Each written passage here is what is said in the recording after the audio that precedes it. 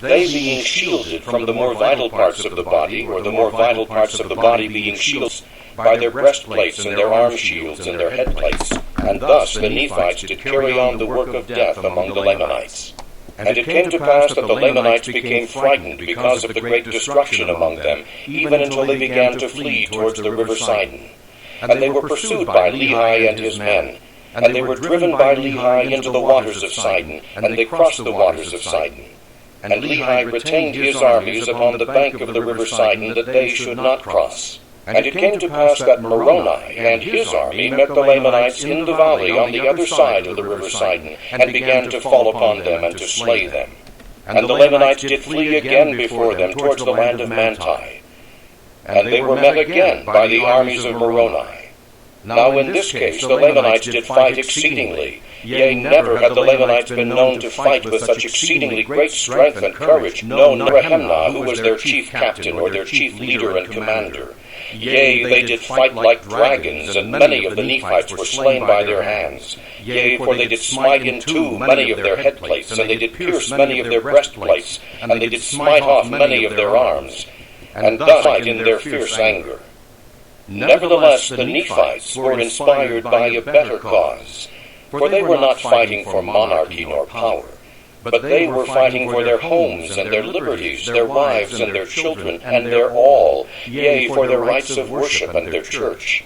And they were doing that which they felt was the duty which they owed to their God.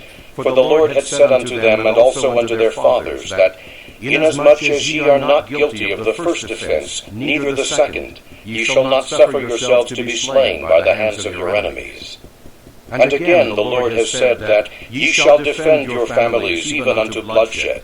Therefore for this cause were the Nephites contending with the Lamanites, to defend themselves and their families and their lands, their country, and their rights and their religion.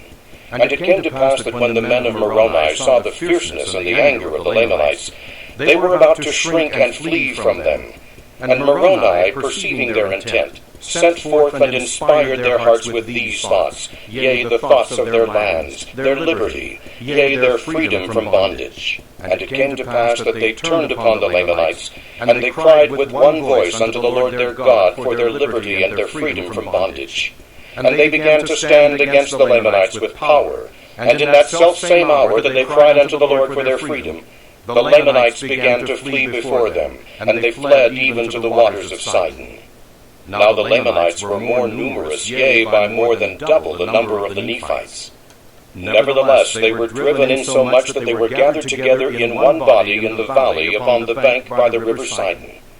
Therefore the armies of Moroni encircled them about, yea, even on both sides of the river, for behold, on the east were the men of Lehi.